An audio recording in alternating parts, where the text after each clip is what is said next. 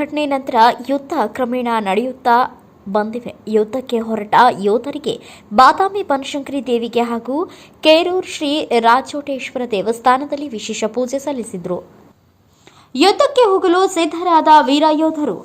ಬಾಗಲಕೋಟೆ ಜಿಲ್ಲೆಯ ಬಾದಾಮಿ ತಾಲೂಕು ಕೇರೂರು ಪಟ್ಟಣದಲ್ಲಿ ಆರಕ್ಷಕರ ಹಾಗೂ ಸೈನಿಕರ ಅಪ್ಪಟ ಅಭಿಮಾನಿ ರಾಜು ಅವರು ಹಾಗೂ ಪಟ್ಟಣದ ಹಿರಿಯರು ಸೇರಿ ಯೋಧರ ಕುಟುಂಬಕ್ಕೆ ದೇವರು ಧೈರ್ಯ ನೀಡಲಿ, ಯುದ್ಧಕ್ಕೆ ಹೊರಟ ನಮ್ಮ ವೀರ ಯೋಧರು ಸುರಕ್ಷಿತವಾಗಿ ನಮ್ಮ ನಾಡಿಗೆ ಆಗಮಿಸಲಿ ಎಂದು ಶ್ರೀ ಕೇರೂರಿನ ರಾಚೋಟೇಶ್ವರ ದೇವಸ್ಥಾನದಲ್ಲಿ ವಿಶೇಷ ಪೂಜೆ ಸಲ್ಲಿಸಿದರು. ನಂತರ ವೀರ ಯೋಧರಿಗೆ ಗೌರವ ಸನ್ಮಾನ ಮಾಡಿದರು. ನಂತರ ಈಗ ನಡೆದ ಯುದ್ಧದ ಸ್ಥಿತಿಗತಿ ಕುರಿತು ಗಣ್ಯರು ಮಾತನಾಡಿದರು. ಹಾರ್ಟ್ ಆಪರೇಷನ್ ಆದರೂ ಕೂಡ ನಮ್ಮ ಹಳಗೇರಿಯ ಗ್ರಾಮದ ಸೇನಾಧಿಕಾರಿ ಭೀಮಪ್ಪ ವಡ್ಡರ್ ಅವರು ಕೂಡ ನನಗೆ ಸೇನೆ ವತಿಯಿಂದ ಕರೆ ಬಂದರೆ ನಾನು ಕೂಡ ಹೋಗಬೇಕು ಎನ್ನುವ ಮಾತನ್ನು ತಿಳಿಸಿದ್ದಾರೆ. ಈ ಸಂದರ್ಭದಲ್ಲಿ ಸೈನಿಕರ ಹಾಗೂ ಆರಕ್ಷಕರ ಅಭಿಮಾನಿಗಳು, ಸೈನಿಕರ ಕುಟುಂಬಸ್ಥರು, ಹಿರಿಯರು, ಮಹಿಳೆಯರು ಉಪಸ್ಥಿತರಿದ್ದರು. ವರದಿಗಾರ YH ವಾಲಿಕಾರ್, ಕನಕ ಟಿವಿ, ಬಾದಾಮಿ. ಕನಕ ಟಿವಿ ಕನ್ನಡ ಸೋತೆ ನಿಮ್ಮದು, ಧ್ವನಿ ನಮ್ಮದು. ನಿಮಗೆ ಯಾವುದೇ ಸುದ್ದಿ ಹಾಗೂ ಜಾಹೀರಾತು ನೀಡಲು ಹಾಗೂ ರಾಜ್ಯಾದ್ಯಂತ ಪ್ರತಿ ಜಿಲ್ಲೆ ಹಾಗೂ ತಾಲೂಕಾ ಭಾಗದಲ್ಲಿ ಮಹಿಳೆಯರು ಹಾಗೂ ಪುರುಷರು ಬೇಕಾಗಿದ್ದಾರೆ. ಆಸಕ್ತರು ಕೂಡಲೇ ಕರೆ ಮಾಡಿ 93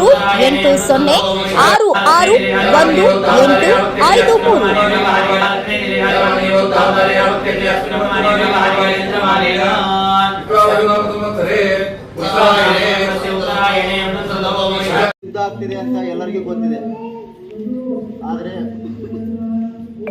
ಅವ್ರ ಕುಟುಂಬದವರಿಗೆ ದೇವರು ಇನ್ನಷ್ಟು ಹೆಚ್ಚು ಶಕ್ತಿ, ಧೈರ್ಯ ಎಲ್ಲ ಕೊಡಬೇಕು. ಅವ್ರಿಗೆ ಹಾರ್ಟ್ ಆಪರೇಷನ್ ಆಗಿದೆ. ಭೀಮಪ್ಪ ವಡ್ಡರ್ ಅವ್ರಿಗೆ ಕರೆ ಬರೋಕತ್ತಿಲ್ಲ ಅಂತೇಳಿ ನಾನು ಬರಕತ್ತವ. ನಾನು ಹೋಗ್ಬೇಕಲ್ಲಿ ಯುದ್ಧಕ್ಕೆ ನಾನು ಕರೆ ಬರೋಕತ್ತಿಲ್ಲ ಅಂತ ನಾನು ಬರಕತ್ತವ. ಹಾರ್ಟ್ ಆಪರೇಷನ್ ಭಾಳ ಆಗಿಲ್ಲ. ಈ ದೇಶಕ್ಕೆ ಯಾವಾಗ ಅನ್ಯಾಯ ಆಗತ್ತ, ಯಾರು ಹೋಗ್ತಾರೆ ಇಲ್ಲ ಗೊತ್ತಿಲ್ಲ. ಹೆಂಡತಿ ಮಕ್ಕಳು ನೆನಪಾಗಂಗಿಲ್ಲ, ಮುದ್ದು ಮಕ್ಕಳು ನೆನಪಾಗಂಗಿಲ್ಲ, ಯಾರೂ ನೆನಪಾಗಂಗಿಲ್ಲ. ಅವ್ರು ನೆನಪಾಗೋದು ಒಂದು ತಾಯಿ ಭಾರತ ಮಾತೆ ರಕ್ಷಣೆ ಒಂದು. ಅವ್ರು ಹೇಳಿದ್ರೆ ಅಣುಬಾಂಬ್ ಅವ್ರ ಕಡೆನೂ ಐತಿ, ನಮ್ಮ ಕಡೆನೂ ಐತಿ ಅಂತೇಳಿ. ಆದ್ರೆ ನಮ್ಮ ಭಾರತೀಯ ಸೈನಿಕರು ಪ್ರತಿಯೊಬ್ಬೊಬ್ಬರು ಅಣುಬಾಂಬ್ ಇದ್ದಂಗೆ. ಅಲ್ಲಿರತಕ್ಕಂಥ ಸೈನಿಕರು ಕರೆ ಮಾಡೋದಾಗ ಹೇಳ್ತಾರ, ನಾನು ಕೇಳಿದ್ರೆ ನಿಮ್ಮ ಕುಟುಂಬ ಏನೂ ನೆನಪಾಗಂಗಿಲ್ಲ ಅಂದ್ರೆ ನಮ್ಮ ಕುಟುಂಬ ನಾವು ಬಂದಿದ್ದ ಸಾಯಕ್ಕಲ್ಲ, ಶತ್ರುಗಳನ್ನು ಸಾಯ್ಸಕ್ಕಂತ ಹೇಳಿ ನಮಗೆಲ್ಲರಿಗೂ ಧೈರ್ಯ ಕೊಡಕತ್ತಾರ. ಅವ್ರ ಕುಟುಂಬದವ್ರಿಗೆ ಈ ಭಗವಂತ ಇನ್ನೂ ಹೆಚ್ಚು ಶಕ್ತಿ ಕೊಡಲಿ, ಅವ್ರಿಗೆ ಇನ್ನಷ್ಟು ಅಪರೂಪದ ಶಕ್ತಿಗಳನ್ನು ಕೊಟ್ಟು ಕಾಪಾಡಲಿ. ರಜೆಗೆ ಬಂದಿರತಕ್ಕಂಥ ಎಲ್ಲ ಸೈನಿಕರು ಕೂಡ ಮರಳಿ ಅವರಿಗೆ ಕಲ್ಪರ್ಮ್ ಆಗಿದೆ, ಹೊಂಟಾರ. ಯಾರಿಗೆ ಅವ್ರಿಗೆ ವಾಹನದ ವ್ಯವಸ್ಥೆ ಇಲ್ಲ ಅಂದ್ರೆ ಎಲ್ಲೇ ಸೈನಿಕ ಕಂಡ್ರು ಇವತ್ತಷ್ಟೇ ಗೌರವಿಸಿದಲ್ಲ, ಇದು ಆದ್ಮೇಲೆ ಕೂಡ ಅಷ್ಟೇ ಅವರು ಸೈನಿಕರಿಗೆ 24/7 ನಮ್ಮ ದೇಶ ಗಡಿ ಕಾಯಕತ್ತಾರ. ಹಾಗೆ ಅವರನ್ನು ಎಲ್ಲೇ ಕಂಡ್ರು ಗೌರವಿಸ್ಬೇಕು. ನಿನ್ನೆ ಕೆಲವೊಂದಿಷ್ಟು ಸೈನಿಕರು, ಅನೇಕ ಸೇನಾಧಿಕಾರಿಗಳು ಇಟ್ಟಿದ್ರೆ ನಮಗೆ ಎಲ್ಲೇ ಸರ್ಕಾರಿ ಕಚೇರಿಗಳಿಗೆ ಹೋದಾಗ, ಎಲ್ಲೇ ಮತ್ತೊಂದು ಹೋದಾಗ ನಮ್ಮನ್ನು ಭಾಳ ಕಾಯಿಸ್ತಾರೆ. ರಜೆಗೆ ಬಂದಾಗ ಇದು ನಾವು ಇಷ್ಟೆಲ್ಲ ಕಾಯಿಸಿದ್ರು ನಾವು ದೇಶಕ್ಕೆ ಆತಂಕ ಆದಾಗಂದಾಗ ನಾವು ಯಾವತ್ತೂ ಕಾಯಿಸಿದ್ರು ನಾವು ಪ್ರಾಣ ಒತ್ತೆ ಇಟ್ಟಾದ್ರೂ ನಾವು ದೇಶವನ್ನು ರಕ್ಷಣೆ ಮಾಡಕತ್ತೀವಿ. ಈ ನೋವು ಮತ್ತೊಂದು ಸರಿ ಆ ಸೈನಿಕ ಸ್ಟೇಟಸ್ ಹಾಕಂಗೆ ನಾವು ಯಾರು ನಡ್ಕೋಬಾರ್ದು ಭಾರತೀಯರು ಅಂತ ಕೇಳಿ ನಾನು ಹೇಳಕತ್ತೀನಿ. ನಿನ್ನೆ ಒಬ್ಬ ಸೈನಿಕ ನೋಡಿದ್ದೆ, ನಿನ್ನೆ ಮದುವೆ ಆಗೈತೆ, ಕಲ್ಪರ್ಮ್ ಆದ್ರೆ ಆ ಸೈನಿಕ ಹೋದ. ಮತ್ತೊಬ್ಬ ಯಾವುದೇ ಜಾಬ್ನಲ್ಲಿ ಇರ್ತಕ್ಕಂಥ ಯಾವುದೇ ಆಫೀಸರ್ ಆಗಲಿ, ಯಾರೇ ಆಗಲಿ, ಯಾರು ಕೂಡ ಹೋಗೋದಿಲ್ಲ.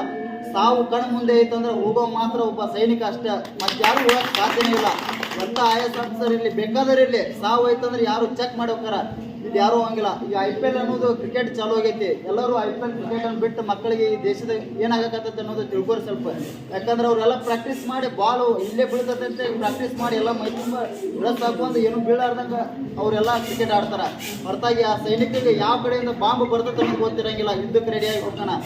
ಹಾಗಾಗಿ ಎಲ್ಲ ಸೈನಿಕರಿಗೆ ನಾವು ಇವತ್ತು ಒಂದೇ ಸಲ ನಮ್ಮ ಕುಟುಂಬದವ್ರು ಚೆನ್ನಾಗಿರಲಿ, ನಮ್ಮ ಹೆಂಡತಿ ಮಕ್ಕಳು ಚೆನ್ನಾಗಿರಲಿ, ನಮ್ಮ ಎಲ್ಲರೂ ಚೆನ್ನಾಗಿರಲಿ ಅಂತೇಳಿ ನಾವು ಬೇಡ್ಕೋತೀವಿ ದೇವರಿಗೆ.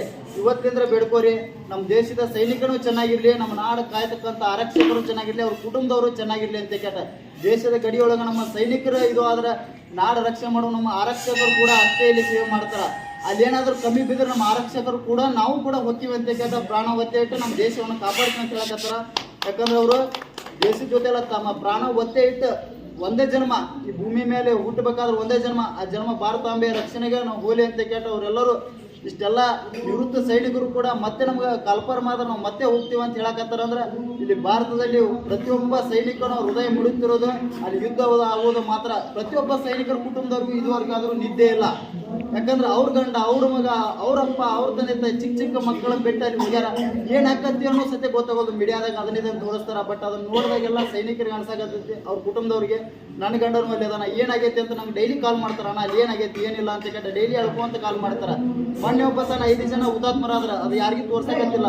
ಬಟ್ ಆ 5 ಜನ ಏನು ಹುತಾತ್ಮರಾದ್ರಲ್ಲ ಅವ್ರ ಜೊತೆ ನನ್ನ ಆತ್ಮೀಯ ಗೆಳೆಯನ ಯುದ್ಧ ಮಾಡಿ ಕುಂತ ಇಲ್ಲ ನೋಡ ನನ್ನ ಮಗು ಹುಟ್ಟೈತಿ, ಈಗ ಮಗುನ ಫೋಟೋನ ನೀವು ನೋಡಿರ್ಬೋದು ಸೋಷಿಯಲ್ ಮೀಡಿಯಾದಾಗ. ಮಗು ಹುಟ್ಟೈತಿ, ನಾ ನಾಮಕರಣಕ್ಕೆ ಹೋಗ್ಬೇಕು, ಇದು ಹಿಂಗೆ ಘೋಷಣೆ ಆತಂತ ಹೇಳಿದ್ರೆ ಆ ಮಗು ನಾಮಕರಣ ನೋಡಿಲ್ಲ, ಆ ಮಗು ತಂದೆ ಶವನ ನೋಡುತ್ತೆ. ಇದೆಲ್ಲರಿಗೂ ಗೊತ್ತಿರಲಿ. 5 ಜನ ಹುತಾತ್ಮರಾದ್ರೆ ಇನ್ನೂ ಸಾಕಷ್ಟು ಜನ ಹುತಾತ್ಮರಾಗತ್ತಾರ ಸೈನಿಕರು. ಆ ಭಗವಂತ ಅವ್ರಿಗೆ ಯಾರಿಗೂ ಹುತಾತ್ಮರಾಗಕ್ಕೆ ಅವಕಾಶ ಕೊಡಬಾರ್ದು. ಹೆಂಗೆ ನಮ್ಮ ಸೈನಿಕರು ಸುರಕ್ಷಿತವಾಗಿ ಹೋಗ್ಯಾರ, ಅವ್ರು ಮರಳಿ ಸುರಕ್ಷಿತವಾಗಿ ಬರಲಿ ಅಂತೇಳಿ ನಾವು ದೇವರಲ್ಲಿ ಭಕ್ತಿಯಿಂದ ಪ್ರಾರ್ಥಿಸೋಣ. ಹಾಗೆ ಅವ್ರ ಕುಟುಂಬದವ್ರಿಗೆ, ಎಲ್ಲ ಸೈನಿಕರ ಕುಟುಂಬದವ್ರು ಇರ್ತಾರೆ ಇಲ್ಲಿ ಎಲ್ಲಾದ್ರು, ಸ್ವಲ್ಪ ಅವ್ರಿಗೆ ಅವ್ರ ಕುಟುಂಬದವ್ರಿಗೆ ತಾವು ಹಿರಿಯರು, ಊರು ಹಿರಿಯರು ಏನೋ ಅಂದ್ರು ಸ್ವಲ್ಪ ಅವ್ರಿಗೆ ಧೈರ್ಯ ಹೇಳ್ರಿ. ಅವ್ರ ಮನೆಗೆ ಹೋಗಿ ನೀವು ಧೈರ್ಯ ಹೇಳ್ರಿ, ನಾವು ನಿಮ್ಮ ಜೊತೆ ಇದೀವಿ, ನಿಮ್ಮ ಗಂಡ, ನಿಮ್ಮ ಮಗ, ನಿಮ್ಗೆ ಏನು ದೇಶಕ್ಕೆ ಹೋಗ್ಯಾರ ನಾವೆಲ್ಲರೂ ನಿಮ್ಮ ಜೊತೆ ಇದೀವಿ ಅಂತ ಹೇಳ್ಬಿಟ್ಟು ಅವ್ರಿಗೆ ಧೈರ್ಯ ಅಂತ ಹೇಳ್ರಿ. ನಮ್ಗೆ ಅವ್ರಿಗೇನು ರೊಕ್ಕ ರೂಪಾಯಿ ಬೇಕಾಗಿಲ್ಲ, ಈ ಸನ್ಮಾನ ಬೇಕಾಗಿಲ್ಲ, ಏನೂ ಬೇಕಾಗಿಲ್ಲ. ನಾವು ಹೇಳೋದು ಅವ್ರು ನಾವು ನಿಮ್ಮ ಜೊತೆ ಇದ್ದೀವಿ ಅಂತ ಹೇಳಿದ್ರೆ ಅವ್ರಿಗೆ ಇವಾಗ 25 ವರ್ಷ ಆಯ್ತು. 25 ವರ್ಷ ಆದರೂ ಇನ್ನೂ ಒಂದು 10 ವರ್ಷ ನಾನು ಸೇವೆ ಮಾಡ್ತೀನಿ ಅಂತ ಹೇಳ್ತಾರೆ. ಹಾರ್ಟ್ ಆಪರೇಷನ್ ಮಾಡ್ದವ ರಿಟೈರ್ಡ್ ತೊಗೊಂಡು ಮಡಿ ಬರುವಂಥ ಎಷ್ಟೋ ಒಪ್ಪಿಡಿದಾರೆ ನೋಡಿ. ಆದರೆ ಈ ಸೈನಿಕ ಹಾರ್ಟ್ ಆಪರೇಷನ್ ಆದರೂ ಕೂಡ ನನಗೆ ಕರೆ ಬರೋದು ಅಂತ ಕಾಯಕತ್ತಾರ. ಅದ್ರ ಸಂಬಂಧ ಇಂತಿಂಥ ಸೈನಿಕರು, ನಮ್ಮ ಪ್ರತಿಯೊಬ್ಬರು ಸೈನಿಕರು ಭಾರತ ಮಾತೆಗೆ ದುಡಿತಾರ. ಪ್ರತಿ ಉಳಿಕೆ ದೇಶದವರೆಲ್ಲರೂ ಸಂಬಳಕ್ಕೋಸ್ಕರ ದುಡಿದ್ರೆ ನಮ್ಮ ಭಾರತ ಮಾತೆ ನಮ್ಮ ಗಡಿ ರಕ್ಷಣೆ ಮಾಡ್ಬೇಕಂತ ಇಂಚು ಭೂಮಿ ತಮ್ಮ ರಕ್ತದಿಂದ ಹೋರಾಡಿ ಕ್ಯಾಟಿಗೆ ಮಾಡಕತ್ತಾರ. ಮೊನ್ನೆ ಸಿಂಧೂರನ ಕುಕ್ಮ ಹಚ್ಚಿದ್ರಲ್ಲ ನಮ್ಮ ಸೈನಿಕರ ತಂದ ರಕ್ತದಿಂದ ಹಾಕಿ ಸಿಂಧೂರ ಹಚ್ಚಾರ ಅಂತ ಕ್ಯಾಟ ಹೇಳಕ್ ಇಷ್ಟಪಡ್ತೀನಿ. ಯಾಕಂದ್ರೆ ಇನ್ನೂ ಅಲ್ಲೇನು ನಿಂತಿಲ್ಲ, ಶಾಂತಿ ಗೀಂತಿ ಏನೂ ಇಲ್ಲ ಅಲ್ಲಿ 24x ಇದು ಇಷ್ಟ ಅಲ್ಲ, ದಿನಾಲೂ ಇರ್ತೈತಿ. ಅವ್ರಿಗೆ ಕೇಳ್ರಿ ನೀವು ಯಾರು. ಯಾಕಂದ್ರೆ ಸೈನಿಕರ ಬಗ್ಗೆ ಇಂಥ ದೊಡ್ಡ ಯುದ್ಧ ಆದಾಗ ಮಾತ್ರ ನಾವೆಲ್ಲರೂ ಸೇರ್ತೀವಿ. ಹಗಲು ರಾತ್ರಿ ನಿದ್ದೆ ಮಾಡಲಾರ್ದ ದೇಶವನ್ನು ಕಾಯ್ತಾರಂತೆ ಕೆಟ್ಟ ನಾವೆಲ್ಲರೂ ನೆಮ್ಮದಿಯಿಂದ ಇದಾವೆ. ಹೊರತಾಗಿ ಮತ್ತೆ ಯಾವುದೇ ಇಂದಲ್ಲ. ಒಬ್ಬ ಸೈನಿಕ ನೆನಪಿಸ್ಕೋಬೇಕಾದ್ರೆ ಯುದ್ಧವಾದಾಗ ನೆನಪಿಸ್ಕೋಬೇಕಂತಿಲ್ಲ, ಪ್ರತಿದಿನನೂ ನೆನಪಿಸ್ಕೊಂಡ್ರೆ ಕಡಿಮೆ. ದೇವ್ರಿಗೆ ಹೆಂಗೆ ಕೈ ಮುಗಿತೀವಿ, ಅವ್ರು ಈ ಕಣ್ಣಿಗೆ ಕಾಣೋ ದೇವ್ರು ಅಂದ್ರೆ ಇವರೇ. ಈಗ ಅವ್ರೇನಾದ್ರು ಇಲ್ಲಿ ಬಂದ್ರಂದ್ರೆ ನಾವು ಕೇಳೋದು ನಾವು ಸೈನಿಕರ ಕಡೆಯಿಂದ. ನಮ್ಗೇನು ಬಂದೂಕ್ ಇರ್ತೈತೆ, ಏನು ಟ್ರೈನಿಂಗ್ ಇರಂಗಿಲ್ಲ, ಏನಿರಂಗಿಲ್ಲ, ಕಲ್ಲು ಹೋಗಿತ್ತೀರಿ ನೀವು ಅಷ್ಟೇ. ಅದು ಬಿಟ್ಟರೆ ಅವ್ರು ಬಂದೂಕಲ್ಲಿ ಹೊಡಿತಾರ. ಹಾಗಾಗಿ ನಾವು ಸೈನಿಕರನ್ನ ನೆನಪಿಸ್ಕೋಬೇಕು. ಇವತ್ತು ಒಂದು ದಿವಸ ನೆನಪಿಸ್ಕೊಂಡು ಯಾಟ ಮರೆಯುವುದಲ್ಲ, ಪ್ರತಿದಿನಾನು ನಾವು ಸೈನಿಕರಿಗೆ ಆರಕ್ಷಕರು ನೆನಪಿಸ್ಕೊಳ್ಬೇಕು. ಯಾಕಂದ್ರೆ ನಾವು ಇಲ್ಲಿ ನೆಮ್ಮದಿಯಿಂದ ಇಲ್ಲಿ ಒಳಗೆ ನಿದ್ದೆ ಮಾಡಕತ್ತೀವಿ ಅಂದ್ರೆ ನಮ್ಮ ಆರಕ್ಷಕರನ್ನ ಕಾರಣ. ಅವ್ರು ರಾತ್ರಿ ಅಡ್ಡಾಡ್ತಾರೆ ಅಂತೇಳಿ ನಾವು ಏನಾರ ಒಂದು ಕಾಳ ಕೇಳಪ್ಪ ಅಂದ್ರೆ ನಾವು ಯಾರಿಗೆ ಮತ್ತೊಬ್ಬರಿಗೆ ಗುಂಡಾಗಳಿಗೆ ಅವ್ರಿಗೆ ಯಾರಿಗೂ ಕಾಲ್ ಮಾಡಂಗಿಲ್ಲ. ನಾವು ಮಾಡೋದು ಪೊಲೀಸರಿಗೆ. ಇಲ್ಲಿ ಯಾರು ಊರಾಗ ಗುಂಡಾಗಿರಿ ಅದನ್ನ ಇದನ್ನು ಮಾಡ್ತಿರ್ತಾರಲ್ಲ, ದೊಡ್ಡ ಹೀರೋಗಳು ಅಂತ ಹೇಳ್ತಾರಲ್ಲ, ಈಗ ಹೋಗಿ ಗೋಂಚು ಗಡಿಯೊಳಗೆ ಹೋಗಿ ನಿಂತು ಅವ್ರಿಗೆ ಯುದ್ಧ ಮಾಡೋಣ ಬಂದು ಕೊಡ್ತಾರೆ. ಆಗತ್ತನ ಸಾಧ್ಯ ಇಲ್ಲ, ಆಗಂಗಿಲ್ಲ. ಎಲ್ಲರಿಗೆ ತಮ್ಮ ಪ್ರಾಣನ ಅವಶ್ಯಕ. ಒಂದು ಲಾಸ್ಟ್ ಒಂದು ಹೇಳ್ತೀನಿ. ಯಾವುದೇ ಒಂದು ಕಾರಿನಲ್ಲಿ ಚಲಿಸಿರ್ತಕ್ಕಂಥ ಒಂದು ವಾಹನದಾಗ ಒಂದು ಮಗು ಇರ್ತೈತಿ, ಹೆಂಡತಿ ಮಕ್ಕಳು ಎಲ್ಲರೂ ಕುಂತಿರ್ತಾರ. ಒಂದು ಜೋರಾಗಿ ಬಂದು ಒಂದು ಲಾರಿ ಡಿಕ್ಕಿ ಆಯ್ತೈತಿ. ಡಿಕ್ಕಿ ಹಾಯ್ತಪ್ಪ ಅಂದ್ರೆ ಅದು ಮುಂದೆ ಕುಂತಂಥ ಮಗು ಹಿಂದಿನ ಸೀಟಿಗೆ ಹಾರಿರ್ತೈತಿ. ಅದು ಗೊತ್ತೇ ಇಲ್ಲ, ತಾಯಿಗೂ ಗೊತ್ತಿಲ್ಲ. ಯಾಕಂದ್ರೆ ಏನಾದರೂ ಡಿಕ್ಕಿ ಆದ್ರಂದ್ರೆ ಅವರವರ ಪ್ರಾಣವೇ ಅವರಿಗೆ ಮುಖ್ಯ. ಹಾಗಾಗಿ ಒಬ್ಬ ಈಜಿನ ಪಟ್ಟು ಕೂಡ ನೀರಾಗಿ ಈಸಾಡಕ್ಕೆ ಹೋದಾಗ ಕ್ಯಾಟ ಯಾರನ್ನೇ ನೀನು ಈಸಾಡಕ್ಕೆ ಅವನ ಕಾಪಾಡಕ್ಕೆ ಹೋದೆ ಅಂದ್ರೆ ಅವನ ತೆಕ್ಕಿ ಬಡ್ಕೊಂಡ್ರೆ ಅಂತ ಹೇಳ್ಕ್ಯಾಟ ಅವ್ನ ಕೈ ಬಿಟ್ಟು ಬರ್ತಾನೆ. ಯಾಕಂದ್ರೆ ಅವರವರ ಪ್ರಾಣಗಳನ್ನ ಅವ್ರು ಮುಖ್ಯ, ಯಾರಿಗೇ ಆಗಿರಲಿ. ಆದ್ರೆ ಸೈನಿಕ ಇವೆಲ್ಲ ವಿರೋಧಕ್ಕೆ ಹೋಗ್ತಾನ. ತನ್ನ ಅಲ್ಲಿ ಸಾವು ಕಣ್ಣು ಮುಂದೆ ಐತಂದ್ರೂ ಕೂಡ ಅದು ಯಾವನ್ನೂ ಏನು ತಲೆಕೆಡಿಸ್ಕೊಳ್ಳೋದ, ನನ್ನ ಕುಟುಂಬ ನೆನಪಿಸ್ಕೊಳ್ಳೋದ, ಎಲ್ಲದಕ್ಕೂ ವಿರೋಧವಾಗಿ ಎಂಬಂತೆ ನಮ್ಮ ಸೈನಿಕರು ಬದುಕ್ತಾರ.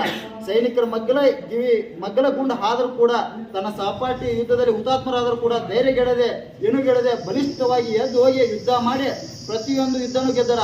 1965, 71, 1999 ಪುಲ್ವಾಮಾ ಅಟ್ಯಾಕ್ ಎಲ್ಲದರಲ್ಲೂ ನಮ್ಮ ಯುದ್ಧವನ್ನು ಗೆದ್ದಾರ ನಮ್ಮ ಸೈನಿಕರ.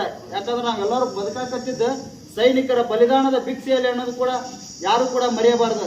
ಹಾಗಾಗಿ ದಯವಿಟ್ಟು ಈ ಕ್ರಿಕೆಟ್ ಅನ್ನೋದು ತೆಗೆದೆ. ಯಾಕಂದ್ರೆ ನೀವು ಕ್ರಿಕೆಟ್ ಮಾಡ್ತೀರಿ ಎಲ್ಲರೂ ಅವರವರ ಸ್ವಂತ ಇದಕ್ಕೋಸ್ಕರ. ಅದು ಸೈನಿಕರು ಎಲ್ಲ ಮಾಡೋದು ದೇಶ ಚೆನ್ನಾಗಿರ್ಲಿ ಅಂತ ಕೇಟ. ಅವ್ರು ಯಾವತ್ತೂ ಸೈನಿಕರು ನಾವು ಸಾಕಷ್ಟು ಬಂಗಲೆ ಮಾಡ್ಬೇಕು, ಆಸ್ತಿ ಮಾಡ್ಬೇಕಂತ ಕೇಟ ಮಾಡಂಗಿಲ್ಲ. ನಮ್ಮ ದೇಶ ಚೆನ್ನಾಗಿರ್ಲಿ ಅಂತ ಕೇಟ ತಮ್ಮ ಕರುಳು ಕುಡಿ ಕಿತ್ತು ಕೊಟ್ಟಂತ ಆ ತಂದೆ ತಾಯಿ ಹೆಂಡತಿ ಮಕ್ಕಳಿಗೆ ಇನ್ನಷ್ಟು ಧೈರ್ಯ ಆ ಭಗವಂತ ಕೊಡ್ಲಿ ಅಂತ ಕೇಟ ನಾವು ಮತ್ತೊಮ್ಮೆ ಎಲ್ಲರೂ ಭಕ್ತಿಯಿಂದ ದೇವರಲ್ಲಿ ಪ್ರಾರ್ಥನಾ. ಎಲ್ಲರೂ ಅಲ್ಲಿ ಹೋದಂಥ ಯೋಧರು ಆದರೆ ಅವ್ರ ಕುಟುಂಬದವರು ಸುರಕ್ಷಿತವಾಗಿರಲಿ, ಅವರಿಗೆ ಧೈರ್ಯ ಕೊಡಲಿ ಅಂತ ಕೇಟ ಹೇಳಿ ನನ್ನ 2 ಮಾತಿಗೆ ವಿರಾಮ ನೀಡುತ್ತೇನೆ. ಜೈ ಭಾರತ.